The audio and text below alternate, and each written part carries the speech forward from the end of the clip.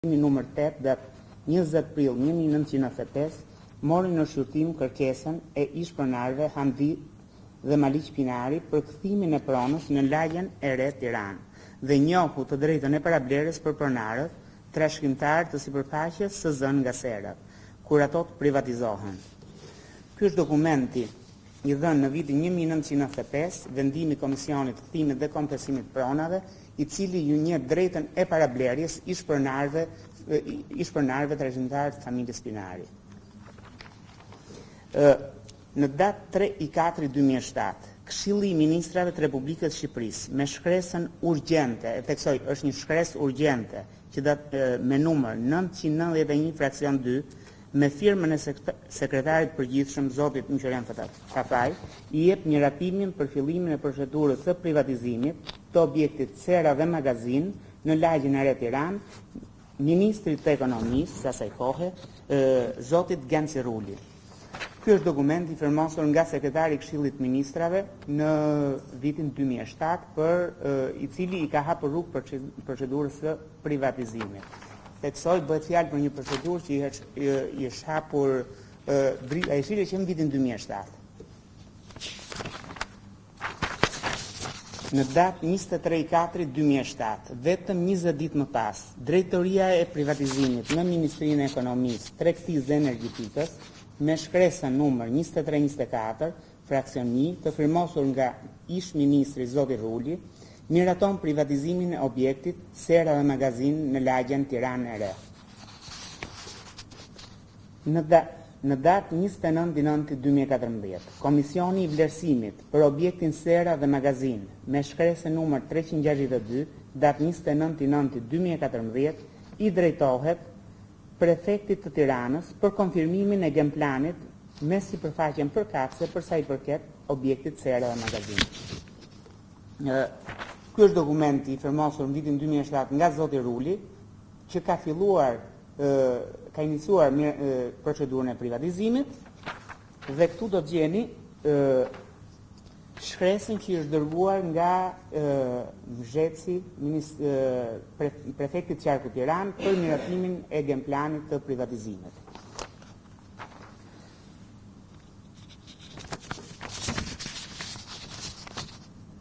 Në datë 30/2014, prefekti i Tiranës me shkresën 4473, fraksion 1, datë 30/2014, citojnë: pas verifikimit në vend, dërgon konfirmimin për sipërfaqet përkatëse të objekteve Sera dhe Magazin me vendodhje lagjen e re Tiranë dhe kopjet gemplaneve. Ky është dokumenti i ardhur nga Prefektura e Qarkut Tiranë, i cili konfirmon gemplanet e privatizimit. Në datë 6/10/2014, dega e shoqërive publike në drejtorinë e privatizimit pranë Mzhecit, me shkresën numër 362 fraksion 2, datë 6/10/2014, i drejtohet zyrës vendore të regjistrimit pasurive të palujshme, me kërkesën për informacion mbi gjendjen juridike të truallit dhe pasurisë ndërtesë, si dhe hartën treguese të objekteve. Zyra e regjistrimit pasurive të palujshme, me shkresën datë 8204 fraksion 1, kthen përgjigje sipas kërkesës së sipërcituar, duke dhënë informacionin e plot mbi statusin juridik të truallit, si dhe gjendjen e objektit. Këto janë dokumenta, ky është dokumenti i cili është drejtuar zyrës së regjistrimit pasurive të palujshme dhe më pas ka ardhur përgjigja zyrës pasurive të palujshme për degën e shoqërive publike Tiranë. Dokumenti i datës 10/6/2014.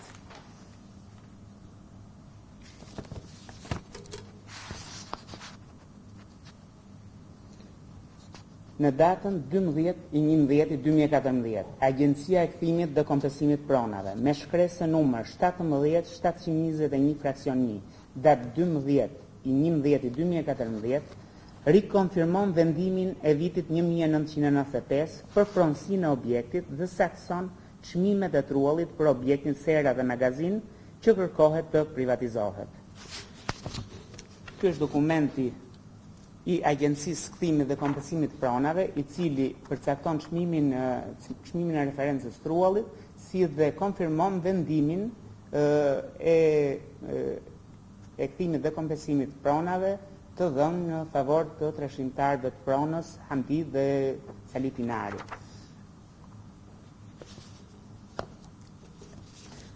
Në datë 23/4/2015, Komisioni i Vlerësimit, me shkresën 362 fraksion 6, datë 23/4/2015, dërgon në Drejtorinë e Privatizimit në ish-Sera dokumentacionin e vlerësimit të privatizimit, raportin e vlerësimit dhe relacionin përkatës. Ky është dokumentacioni i dërguar nga Dega e Shoqërive Publike në Drejtorinë e Privatizimit në ish-Sera. Ky dokumentacion përmban relacionin përkatës, si dhe raportin e vlerësimit. Këto janë dokumentacionet, këto janë pjesë e dosjes së privatizimit. Në datë 18/8/2015, Drejtoria e Privatizimit në Mzhec i drejtohet Ministrisë Financave, Drejtorisë së Drejtimit Pronës Publike, si dhe në të njëjtën kohë Ministrisë Bujqësisë, me dosjen e plot të dokumentacionit të vlerësimit të objekteve Sera dhe Magazin në Tiranë, i cili do t'i hapë rrugë procedurës së shitjes në Ministrinë e Financave. Ky është dokumenti që ka ardhur nga Mzheci, i cili ka përcjell pranë Ministrisë Financave dokumentacionin e plot të privatizimit të objektit.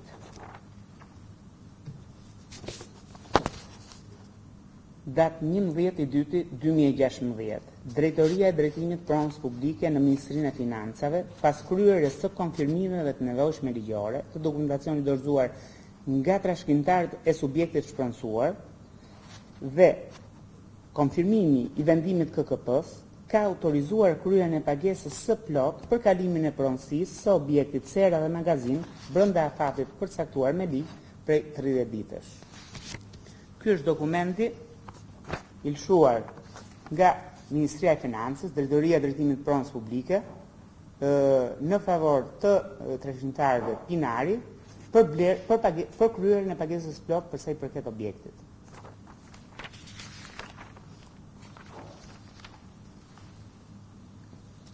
Në datë 9/6/2016, mes palëve Ministria e Financës, Drejtoria e Drejtimit Pronës Publike dhe trashëgimtarëve lidhet kontrata e shitjes së objektit Sera dhe Magazin në lagjen e Re Tiranë.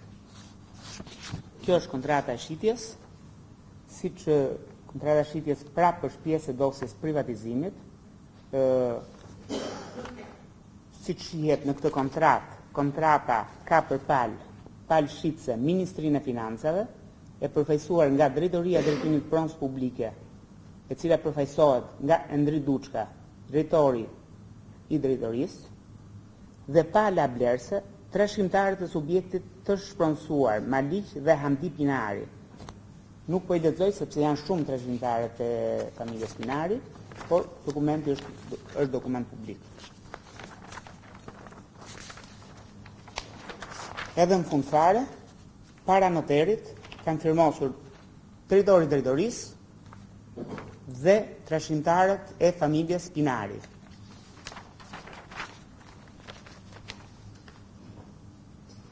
Duhet sqaroj që bëhet fjalë për një proces që daton, siç e shpjegova më sipër, që prej vitit, edhe me dokumentacionin përkatës, që prej vitit 1995. Me privatizimin e miratuar dhe iniciuar nga qeveria e kaluar e Partisë Demokratike dhe ministri i kohës zoti Gens Ruli në vitin 2007, vetëm brenda 20 ditësh. Procedura e ndjekur sipas gjithave hapave dhe afateve ligjore nga kjo qeveri, nga shtatori 2014 deri në shtatorin e 2016, pra bëhet fjalë për një periudhë 2 vjeçare, jo 6 muaj siç pretendohet në deklaratat për media të Partisë Demokratike që dalin çdo ditë. Fund fare, dëshiroj të ndalim në 2 element që besoj që sqarojnë pozicionin e Ministrisë Financave në këtë proces. Kontrata e shitjes objektit është firmosur nga palët.